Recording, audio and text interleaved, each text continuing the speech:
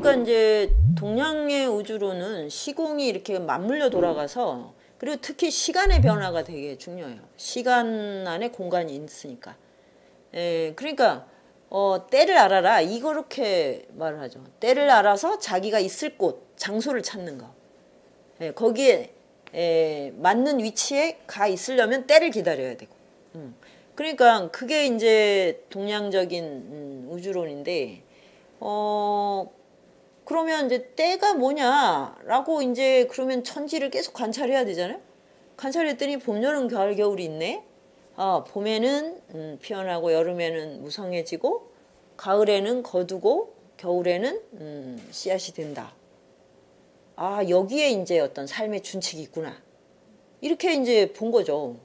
그러니까 자본주의가 도래하기 전에는 우리는 이제 어떤 것에도 인간의 인생에도 만남에도 그 다음에 제국에도 역사에도 다 봄, 여름, 가을, 겨울이 있다는 걸 그걸 확신을 했어요. 그러니까 그래서 이제 인간이 동양학은 왜 인간은 언제나 죽는다. 그걸 늘 아는 거잖아요. 그러니까 죽는다. 그러면 살아서 우리가 살아서 하는 활동이 소유와 축적, 증식 이런 것으로 올인할 수가 없게 되잖아요. 그러니까 우리가 계속 활동해서 뭐 돈을 벌어도 항상 빈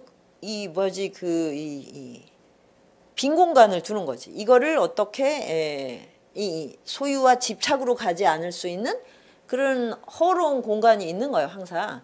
그래서 이제 소유하면서 증여를 하는 걸 늘 떠올리고, 젊어서 이제 우리가 죽음이 있음을 깨닫고, 이렇게 살아가는 것이 이제 동양적 윤리였는데, 이제 자본주의는 서양에서 들어와서 일단 기계 문명으로 시작해서 자연을 착취하고 약탈하면서 시작을 했기 때문에 자연의 그런 시공간의 변화에 대해서 전혀 관심이 없고 거기서는 배울 게 있다고 생각하지 않아요.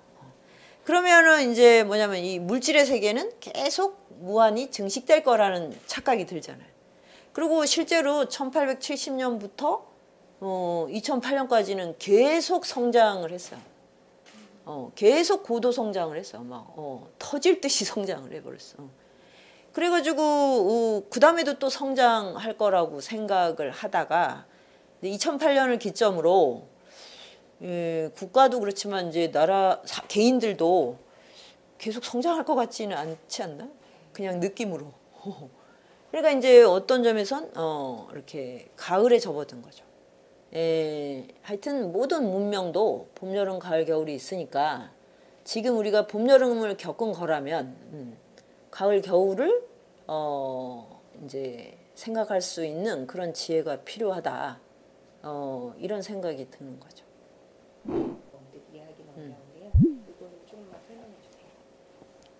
그러니까 계속 성장할 거라고 생각을 하는데 이렇게 달려가다가 이제 성장이 떨어졌을 때 그럴 때 이제 이 가속이 있으니까 지금까지 하던 방식 성장과 발전을 중심으로 놓고 기준을 여러 가지 세웠던 걸로 계속 가면 그러면 진짜로 이제 벼랑 끝에서 우리가 브레이크를 밟게 되잖아요. 그 태양의 후예 보니까 벼랑 끝에 매달려도 살긴 살더만. 그게 가능해? 어쨌든 올라갔으면 내려오는 일은 당연히 있는 거 아니에요? 지금이 아니더라도 언젠가는. 그러니까 우리가 지연시킬 수는 있을지 모르지만 언젠가 올라갔으면 내려오는 게 있는 것처럼 그럴 때 중요한 건 뭐냐면 이제 무게중심을 유연하게 이렇게 산포시키는 거예요. 근데 이제 내가 단 하나의 어떤 기준으로 산다.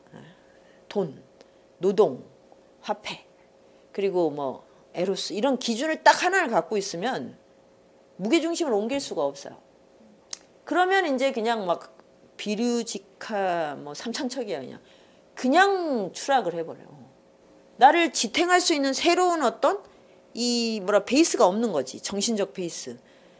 그래서 우리가 삶이라는 걸 좀 이제 넓고 깊게 이렇게 다양한 무게중심 그런 걸 가지고 있으면 이렇게 고양이가 정말 이제 높은 곳에 떨어져도 안 다치는 게 이렇게 떨어지면서 무게중심을 쫙쫙쫙 옮긴다 그러더라고요. 그러면 이제 우리한테도 그런 식의 그 기술, 몰락의 기술, 그런 게 필요하지 않을까. 그러면 이제 리듬을 이렇게 탈 수 있잖아요. 다시 올라갈 땐 또 올라가고, 봄이 오면 또 올라가는 거고, 가을이 오면 다시 수렴하고. 이 자연은 원래 이렇게 하고 있는 거지 성장만 하는 게 어디 있어요? 그리고 수렴만 하는 것도 없는 거고. 그래서 그런 걸 이제 부드러운 몰락, 부드러운 몰락의 기술, 뭐 이렇게 말할 수 있지 않을까 생각을 합니다. 백수라고 하면 흔히 불안정하고 뭔가 완성되지 않은 존재로 여겨지는데 백수를 미래의 존재로 말씀하신 이유가 무엇입니까? 그러니까 이제 백수는 미래다 그럴 때 이 백수는 예전에 정규직이 대다수일 때, 그 다음에 이제 소수의 이 안에 편입되지 못한 존재, 그게 이제 내가 겪은 그 길, 이런 백수의 개념이 아닌 거죠, 사실은. 어떻게 보면 직업을 굉장히 유동적으로 뭐 활용한다고 해야 되나? 직업을 가졌다가 멈췄다가, 또는 이 직업을 가졌다 저 직업을 가졌다. 어떤 고정 직업을 가져야만 돈이 생긴다. 연금이 있어야만 돼. 이렇게 생각하는 것도 그게 이제 20세기적인 발상인 것 같아요. 그러니까 돈은 돌고 있다. 그러면 나는 거기에 이렇게 적절하게 접속을 하면 된다. 그러면 이제 중요한 거는 역시 인맥이 중요해요. 인맥이. 우리 연구실 백수들도 그렇게 막 알바를 못 구하다가 와가지고 그렇게 인맥이 생기면 그 백수들끼리 서로 알바를 소개해줘요. 그러면 이제 사람과 사람이 연결될 수 있느냐, 요게 이제 정치경제학의 핵심이에요. 왜냐, 이렇게 먹고 사는 문제 때문에 괴롭다기보다는 고립감하고 이 외로움 때문에 너무 힘들어요. 그리고 근데 이걸 돌파를 못해. 왜냐하면 사람이 무서워. 이거는 신체적으로 그냥 무서운 거야. 그러니까 이제 이래서 이제 몸을 알아야 된다는 거죠. 그냥 성격을 바꿔 이렇게 말해서는 안 된다고. 그러면 사람에 대한 두려움을 벗어나면 고립감과 이 아주 사무치는 고독감 이런 거에서 벗어나고 그렇게 연결만 되면 여기 경제는 일로 흘러가게 돼 있어요. 근데 그러면 이제 이런 것들이 어떤 점에선 이제 백수의 노하우인 거죠. 그러면 결국 그거는 뭐 그게 인간에 대한 이해든 뭐 우정이든 뭐 아니면 뭐 지성이든 철학이든 삶을 좀 이렇게 뭐랄까 통째로 총체적으로 보는 어떤 시선이 필요한 거. 그런 식으로 이제 교육이나 회사의 관계나 뭐 이 마을의 어떤 이제 제도 시스템 이런 것도 바뀌어야 되지 않을까. 네, 그러면 정말 모두가 백수의 자유를 누리는 그런 세상이 온다면 진짜 그거는 정말로 인류가 도달할 새로운 혁명이 아닐까 하는 생각이 들어요. 그리고 또 하나가 거기서 중요한 게 그렇게 하면 고령화 문제도 해결이 돼요. 고령화가 두려운 건 정규직을 기준으로 삶을 딱 규정하기 때문에 그래요. 정규직에 들어가서 평생 직장을 가지고 정년을 한 분들도 굉장히 많은 시간을 이제 또 살아야 되는데 그때 가족이 해체돼요. 정년하고 돌아오면 이제 시간도 많고 경제적 여유도 생기면 대화를 많이 하고 이제 사랑이 막 피어나야 되지 않나? 아닌가요? 근데 이제 헤어지고 싶어지는 거예요. 그러니까 이거는 그래서 이 문제도 아주 가족제도, 가족관계하고 이 고령화 문제하고 이 경제 문제가 이렇게 같이 우리가 통찰이 돼야 된다고요. 그러면 결국 이제 우리가 마을 그런 이제 가족을 넘어선 네트워크 이게 가족을 살리는 방법이에요, 사실은. 이런 게 나는 이제 가끔 내일 내가 이제 정년하는 날이야. 그 회사에 가서 이제 정년 퇴임식을 하고 그날은 이제 가족들하고 막 이제 뭐 그동안의 노고와 뭐 이제 못한 얘기를 막 하고 그 다음 날 바로 마을에 있는 그 동네에 있는 도서관이나 아니면 평생학습센터나 어디에 바로 내가 가서 공부를 하는 학생이 되거나 아니면 거기 가서 내가 뭔가를 뭐 청년들에게 가르치는 이런 일이 딱 주어질 수 있다면 그래서 그게 일상화된다면 그러면 그 정년이 그렇게 두려울까요? 그래서 가서 이제 회사 사람들하고 좀 다른 사람들을 바로 만나는 거야. 그리고 이제 막 업무에 대한 스트레스도 없어. 상관들 뭐 이상한 상관들 뒷담 안 해도 되고 또 부하 직원들하고의 막 이런 기싸움 안 해도 되고 그런데 가서 진짜 다시 학생이 돼서 책을 보고 또 토론하고 뭐 거기서 같이 밥을 먹고 이런 관계가 딱 형성이 되면 그만두는 게 그렇게 두려울까요?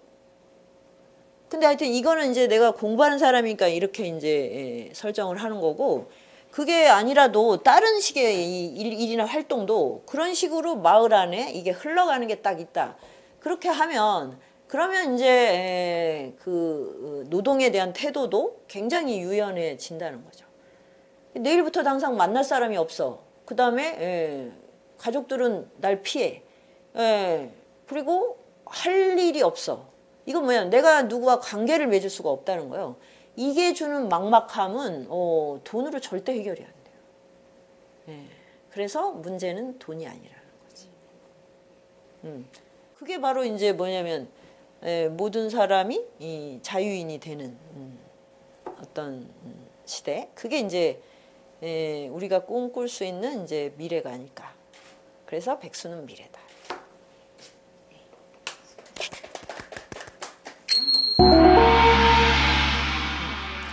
태양의 후예를 보려고 본 게 아니라 그때마다 내가 지쳐서 TV를 틀면 태양의 후예가 나왔다는. 그래서 너무 몸을 쉽게 생각하는 게 고전 평론가로서 참 안타까웠어요.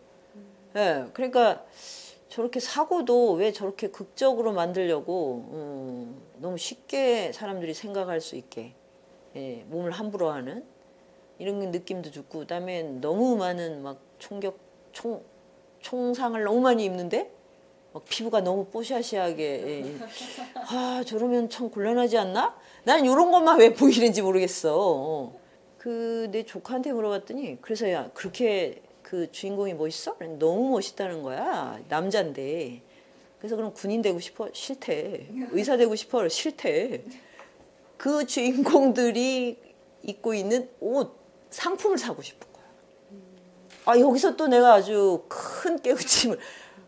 이 소비 방식이 특이하구나. 우리는 원래 그런 걸 보고 막 이렇게 감동받으면 막 난 너도 나도 다 군대 간다고 할까 봐. 그리고 다 나 의사 돼서 막 재난 현장에 가겠다고 하려나? 이런 생각을 잠깐 했는데 그게 아니고 재난 현장에서 송혜교가 입었던 옷과 구두 그다음에 그 와중에도 또 귀걸이를 했었다네. 난 못 봤는데 이런 게 막 불티나게 팔린다는. 그리고 막 그 자동차. 그래서 이거는 진짜로 이런 게 너무 흥미로운 거예요. 그걸 소비하는 이 대중의 마음에 무엇이 일어나는가 이런 게 너무 관심이 있어서 열심히 봤다고 이렇게 지금